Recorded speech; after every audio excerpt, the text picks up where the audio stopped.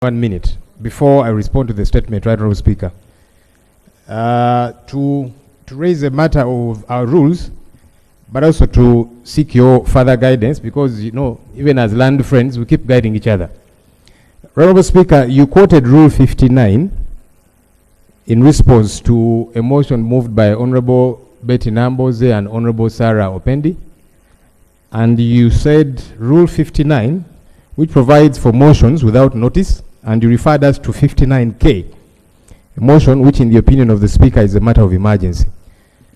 And you said that for any of these motions, it must be moved as long as, in your opinion, it carries the day.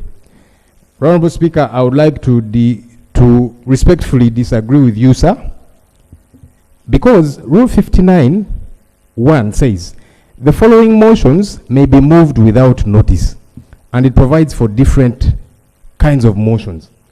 K is only one of the motions that can be moved without notice. That is motion which in the opinion of the Speaker is a matter of emergency. So it's not true that any of these motions can only be moved as long as in the opinion of the Speaker it's a matter of emergency or carries the day.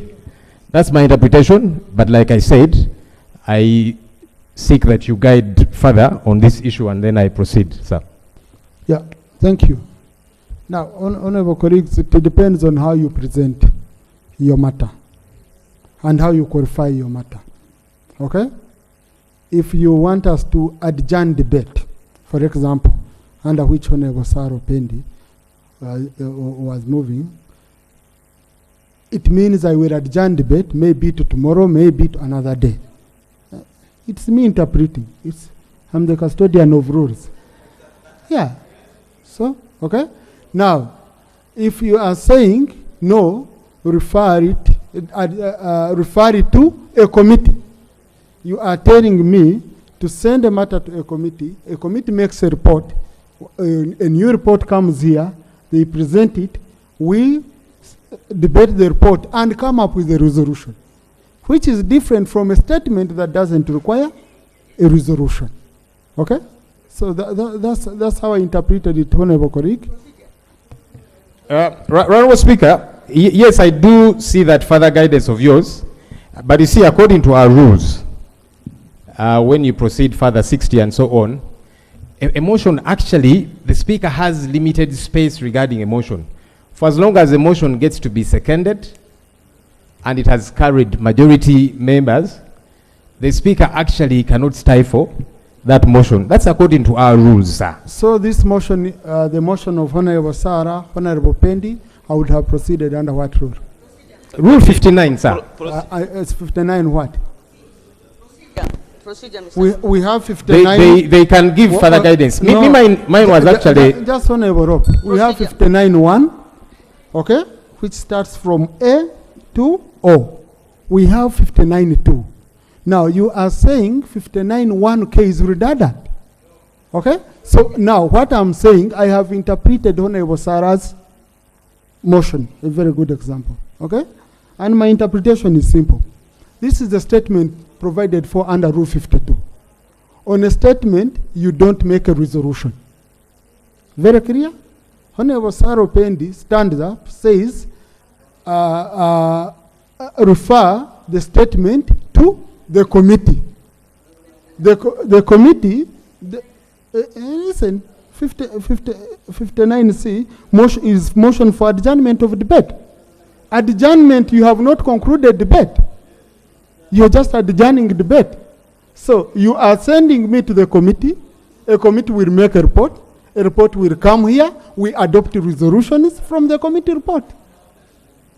So, but anyway, that shouldn't derail us. Our chairman committee on rules is here. Maybe I have chairman committee on rules, let him guide. Thank you very much. Right, Honorable just Speaker. chairman committee on rules, wait a bit. Let me listen to Honorable Namboze. You can guide together. Thank you, Right Honorable Speaker. Right Honorable Speaker, the point of procedure I want to raise is to assist those who will read this answered when it finally comes out. Mr. Speaker, you overruled a motion that had been moved and seconded on the grounds that you did not consider it to be an emergency. But the reasons you gave were indicating that in fact this is an emergency because you said we don't have time as a country, the elections are very important, they are the doorsteps, they are constitutional days, and you were pointing at emergencies, why this is really an emergency, and then you were ruling that we cannot move a motion basing on that, on 59K. So I just want to be guided. How will this be reconciled when people get to read the Hansard? The ruling of the speaker who is disallowing a motion seconded, consider giving reasons that it is not an emergency, him coming out to say, I'm doing this because this is really an emergency. Thank you. Number one, the motion was not seconded. Because for it to be seconded, I must first allow it. So I just want that one to be very clear. Shouting around that seconded is not going on record. When it is seconded, I call for the seconders and they go on the record of Parliament. That's number one. Number two, honorable colleagues, we have just picked 3-4 colleagues. For you, after submitting, you want suffocated debate. You don't want others to debate. When others were standing up all over, because if I had taken it at that time, all these people wouldn't have spoken. They came, they want to speak, including Rope, who raised the matter. Okay? Including Rope, who raised the matter. He wouldn't have spoken at that time. Now, I would have been unfair to a member who raised the matter. Okay? You get it? So, then number 3, honorable colleagues, number 3, Rule 59 has an elaborate number. There are motions which are not in my opinion. Motion by way of amendment to a question already proposed by the Speaker is not in my opinion. Motion for adjournment for purposes of discussing a definite matter of urgent public importance is not in my opinion. Motion for adjournment of debate. Motion for the suspension of any rule under procedure. All these are not in my opinion. I'm instructed. Okay? Okay? But then I must be very, very cautious and we strike a balance. But honorable colleagues, this is a non-partisan matter. I'm hearing both sides. Okay? I'm hearing both sides speaking the same language. We have a problem. So I would request really that we remain focused and we sort it. But I had allowed Chairman Committee on Rules to thank you very much, Right Honourable Speaker. And then we continue. First of all, emergency does not necessarily mean that it is not important. Or important does not necessarily mean emergency. A matter may be important, yet it is not an emergency issue. And this matter is quite important. And I'm sure we all acknowledge that. However, I think, Right Honourable Speaker, the Honourable Sarah Pend did a disservice to this House. Other than bluntly saying I move under Rule 59, you would say I rule under Rule 59(1)(c), and if it is C, it is pure about to adjourn the debate to another date. All. And the same debate. But once you bring in other issues, then it ceases to be debate. Because the most important aspect of her motion was to refer the motion to the committee, not pure adjourning. The only rule which is relevant to this should have been only under Rule 59(1)(k), where the Speaker must determine that actually it is of emergency nature, and therefore it should proceed. I hope I get that. I get myself clear on that.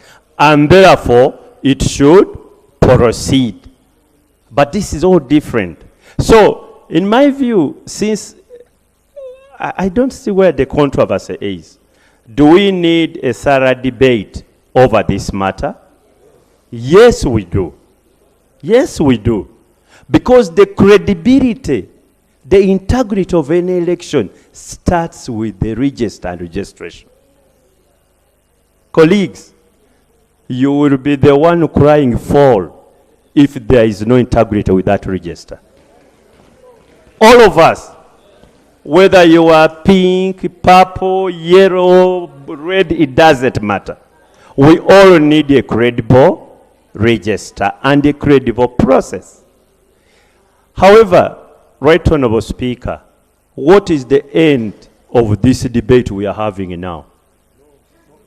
That's what I must guide Where on. is the end? That's what I must guide So on. we now need guidance of the Speaker, because that is within his power. To say the way the debate is proceeding, we might need a process that will give solutions to the challenge we are having. And maybe, Right Honourable Speaker, I plead with you, guide now.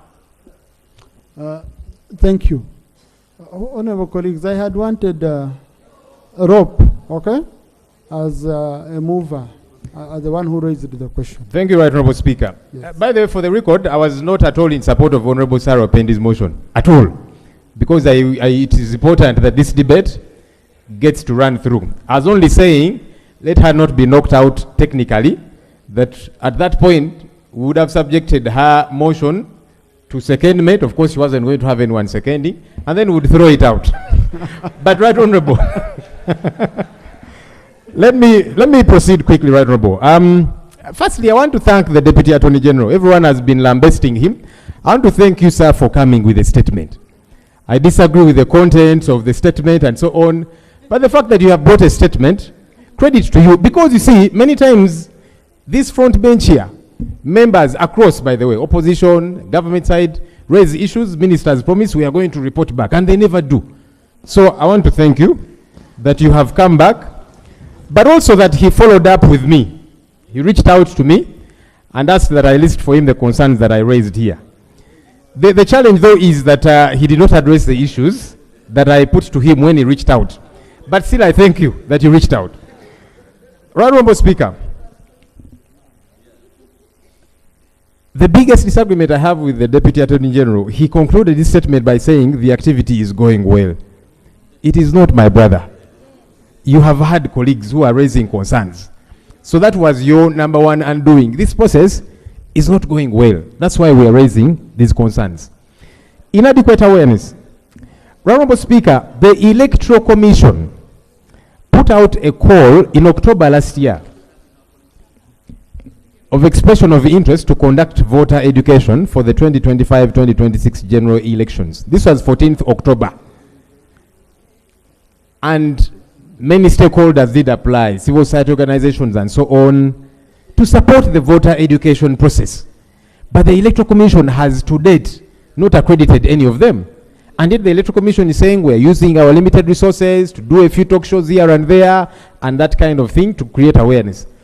But you put out a call to be supported as the Electoral Commission. And here is the letter, signed by the Secretary to the Electoral Commission, 14th October. Why was this call put out? Because the Electoral Commission knows it does not have full capacity across the country to do voter education. And the election process is a process, like I'm saying. It's not just on election day. So I don't know why the Electoral Commission put out this call. Many stakeholders applied to do voter education, and it has not given them feedback. It has not accredited them. It's as if to say that the Electoral Commission is sufficient in and of itself, and yet it is not. Maybe they need to help us understand why. Honourable Speaker, LCs, GSOs, DSOs, previously one of my concerns was, why are we having all of these? Maybe LC, yes, but now GSO, DSO, HISO, what role do they have in this? They are not known, by the way, by most people, and they also don't know most people, which is in contrast to an LC, because LCs, they know their people.